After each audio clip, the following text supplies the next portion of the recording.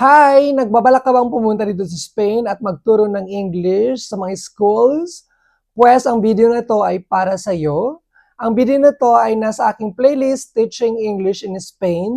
At sa video ito ay pag-uusapan naman natin yung mga fiestas or festivals or mga holidays sa Spain. Dahil kung holiday sa Spain, syempre walang pasok ang mga bata at sa mga fiestas, wala rin pasok ang mga language assistant or ang mga teacher. At ang ibig sabihin nun ay bayad po kayo. So pag-uusapan natin kung ano yung mga fiestas, holidays na walang pasok sa school. Ayan. So, meron ako dito yung school calendar ng Community of Madrid for the school year 2025 hanggang 2026. Ang calendar pala na to, you can print, pwede nyo pong i-download yan sa educa2.madrid.org or educa2.madrid.org. Ayan. So makikita nyo lahat dito yung mga calendar and events for the school year. Ayan. So normally available to every, parang September meron na to sa website or August. Ayan. As early as that pwede nyo i-download. So meron ditong 9 months, September, October, November, December, January, February, March, April, May, June, July. Siyempre, naka-Spanish ito. So, dito merong, may guidelines naman siya.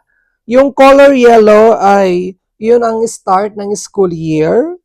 Yung color green, walang pasok, including Sabado at saka Linggo, at saka yung mga national holiday ng Spain, walang pasok yan.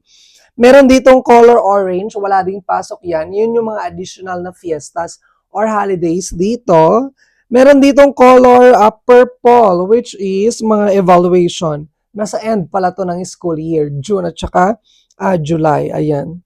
And then, yung color, ano bang color ito? Pink and light purple. Yan. June at saka July. Yung color yellow, wala naman tayong, kumbaga wala ka namang gagawin dyan as assistant. Nag-indicate lang siya na nag-start ang school year. At saka yung color pink and purple sa mga teachers na yan. Okay? So pag-usapan natin dito, okay, so, since nag-start ang auxiliar, October 1, mag-start tayo dito sa October kasi itong September hindi naman tayo pupunta rito. By the way pala guys, yung September at saka June, ang pasok ng mga bata sa public 9 to 1 o'clock. Ayan, 9 a.m. ng umaga at matatapos sila ng 1 a.m. sorry. Tapos October, November, December, January, February, March, April, May, 9 o'clock hanggang 2 p.m. Pero kung ikaw naman ay napunta sa konsertado or public, usually 9 to 5. Ayan. Or depende yan. Meron din yung 9 to 2 or 9 to 3. Ayan. Kasi hawak nila yung kanilang schedule or yung timetable, yung time frame nila, no? So mag-start tayo dito sa October.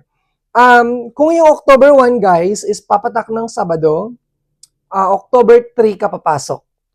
Kumbaga, papasok ka yung first Monday. Ayun. And then at that day, bibigay nila yung schedule mo. Kasi meron yung mga auxiliar or language assistant na off nila ng Monday. Ayan. So, this school year, ang October 1 is Martes. Ang nakalagay pala dito guys, no, LMXJVSD. Yung L is Lunes. Kasi ng Espanyol to. L, Lunes, M, Martes, yung X, Miyerkules, J, Huwebes, V, Viernes, S, Sabado, D, Domingo. So, sa October, halos walang festival. Isa lang ang festival dito or national holiday, October 12. Yung October 12 ay ang National Day of Spain. Ayan. Ayun. Tapos inside the classroom naman, usually walang event dito. Ang celebrate lang namin is yung Halloween. Yung Halloween week is from the last week of October, no? 28 hanggang 31. So, ni-celebrate namin yung Halloween sa 31. Pero ito more on ano na to like individual. Ayan. Or every class rather, no? Meron silang mga tema. For example, yung tema namin ngayon is Harry Potter. Yung iba-iba naman. Yung mga infantile, yung mga ibang malilit na mga bata, mga ano yan, adventure, something ganon, mga fantasy, ganyan. Moana, ganon. So, yung Halloween is October 31, ayan. Sa school pala, pero hindi kasamang language assistant. Yung mga bata natutulog din sila sa school, ayan. Ino-organize siya ng AMPA. Yung AMPA is sila yung nag-handle ng mga lunch ng mga bata. Or yung parang association ng mga parents ata yun, AMPA. So, punta naman tayo sa November. Sa November, holiday is November 1. Ayan. Ang November 2 dito sa Spain is hindi siya holiday. Unlike sa Philippines na holiday din siya. So, ayan. Pag yung November 1 is ang tawag nito? Pumatok. Hindi, tumapat ng Lunes hanggang Biyernes, walang pasok yon. So, kung halimbawa, nakatapat siya sa Biyernes, tapos off mo yon, sayang naman. Okay, ayan. And then November 28, Thanksgiving Day. Depende sa teacher kung sineselebrate nila yung Thanksgiving or hindi. Kasi nga, US naman siya, US holiday or US event naman siya. Pero ngayon, since parang nagtatransform, nagbabago na yung panahon, sineselebrate na rin dito sa Spain ang Thanksgiving Day. Ayan. Guys, yung Halloween pala, kailangan naka-costume yan ha. Tapos, pupunta sila outside, may mga event sila, ganyan. Outside the classroom, ganyan. Pupunta naman tayo ng December, syempre, ito yung inaabangan natin. December 6, Dia de la Constitucion, national holiday yan, so walang pasok. So, dapat yung December 6, papasok siya or tatapat siya ng Lunes hanggang Biyernes. And then yung last week, ito yung busy sila dahil sa Christmas. Yung Biyernes, guys, December 20 namin sinelebrate. Yun yung sinecelebrate namin yung New Year's Day, which is dito sa Spain, meron sila yung 12 grapes, 12 ubas. Alam mo ba yan? So, kumain kami ng 12 ubas doon sa playground, sa patio. So, nag-countdown kami doon. Yung mga bata, pwede rin sila magdala ng parang mga malilit na items or chuches, ganyan. Yung kinakain nila. Yung nips, para mga ganun, or chocolates, ganyan. Yung iba naman, kung malalaki yung grapes, sinahati nila yon. Ayun. But before that, December 19 or yung second day, penultimate day, meron mga dance presentation yung mga bata. So, pumunta kami sa sports center, doon sila nag-dance. Nandun lahat yung mga parents nila. Ayan. At syempre, kung meron silang dance, before that, syempre, practice. So, yung December actually is like, for me, yung pinaka-chill naman kasi parang walang ginagawang languages sa mga sa buwan na yan, no? Like the whole week nagpa-practice ng sayaw. Syempre pag nagpa-practice yung mga bata, makipractice ka na din, okay? Yung iba, normally, yung tawag nito, hiniheld nila yung kanilang dance sa sports center or sa library or sa facility ng ayuntamiento or sa district nila. Ayun. And then let's go to, at syempre, bago natin makalimutan, ang holiday break ng December. Ito yung pinakamatagal, no? So ngayong school year na to, 2 weeks lahat, kasi yung December at saka yung Three Kings. Yung Three Kings is January 6, which is walang pasok. Tapos yung January 7, additional na walang pasok. O, di ba, ang saya. Nag-holiday ka na, bayad ka pa. Ganon. Ayan. So, January, this year, nasa January pa lang tayo, is-celebrate din namin sa school ang Peace Day. I think sa kami isa-celebrate siya. Sa January 31 ata namin siya isa-celebrate. Ayun, Peace Day. Ayan. Pero parang chinek ko sa Google, January 30 dapat. Ayan. And then, hindi ko na maalala kung ano yung Dia del Libro. Paki-comment naman down, hindi ko mahanapan. February. Sa February, merong carnival. Hindi ko pa alam yung petsa. Big deal sa kanila yung carnival. Sa Philippines kasi wala tayo yan eh.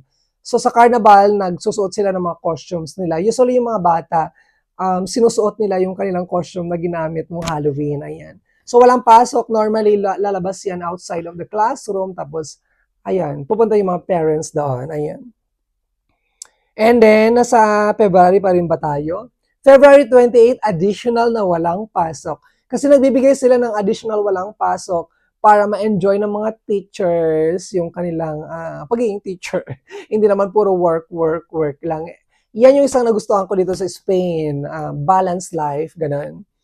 At syempre, yung February 28 kasi is Biyernes. So yung next Monday, wala ding pasok. March 3. Ayan. For the teachers to. Ayan. And then March 4, depende yan sa teacher. Sineselebrate ang Pancake Day. Ayan. Na-try ko na yan dati nung first time ko dito sa Spain. Nagluto kami ng pancake inside the classroom. Yung mga ganun-ganon.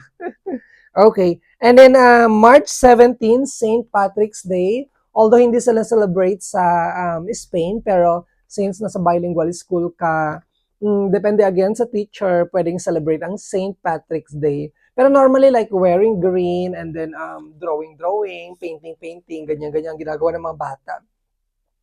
So wala nang additional holiday sa March. April naman tayo, nandito ang Semana Santa, the most awaited, no? 1 week yan.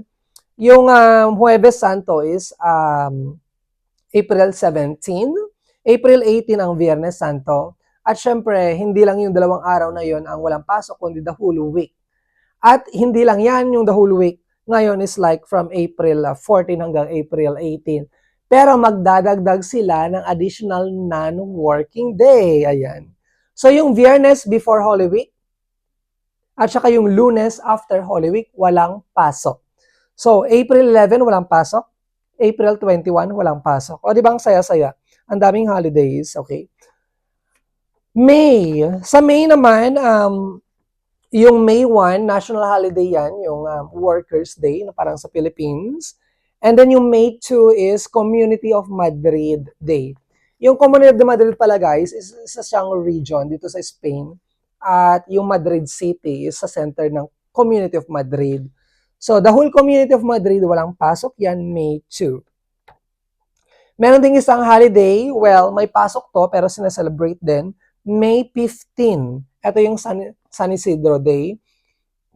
Ang San Isidro, sorry naman, ang San Isidro, ang patron ng Community of Madrid. So, yan. So, yung mga bata, nagko-costume sila pagpasok nila. Yung may flower na red. Ganon. Tsaka yung lalaki na, yung gray na stripe. Makikita nyo yan, San Isidro, ayan. Meron ding mga events sa Madrid kung gusto nyo pumunta sa center ng Madrid, ayan.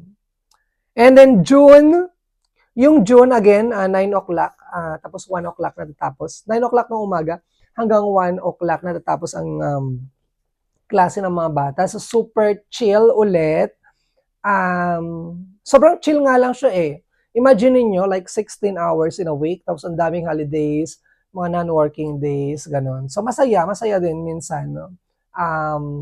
Less stress, kumbaga. Kaya siguro naging auxiliar na din ako for the past 6 years dahil sa mas magaan na work comparing sa Pilipinas, ayun. And then pala,